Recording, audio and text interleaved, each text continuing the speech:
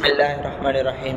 हज़रत अबू हुरैरा रज़ी अल्लाह तआला अन्हु खां रिवायत है त रसूलुल्लाह सल्लल्लाहु अलैहि वसल्लम फरमायो, जॾहिं रमज़ान जो महीनो शुरू थिए थो त आसमान जे दरवाज़नि खे खोलियो वञे थो ऐं हिकिड़ी रिवायत में त जन्नत जे दरवाज़नि खे खोलियो वञे थो ऐं दोज़ख जे दरवाज़नि खे बंदि कयो वञे थो ऐं शैताननि खे क़ैद कयो वञे थो ऐं हिकिड़ी रिवायत में त रहमत जे दरवाज़नि खे खोलियो वञे थो।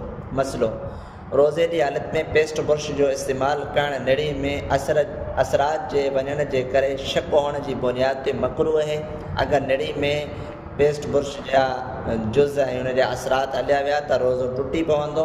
इन जे करे रोज़े जे दौरान पेस्ट बुरुश जो इस्तेमालु न करे, बल्कि सुबुह सादी खां पहिरियां करे वठे। अहिड़े तरीक़े सां को पाउडर वग़ैरह आहे जेको ॾंदनि खे हयो वेंदो आहे, उन जो बि इहो ई हुकुम आहे त उन सां बि रोज़ो टुटी पवंदो, उन जा असरात अंदरि वञण जे शक हुअण जी बुनियाद ते।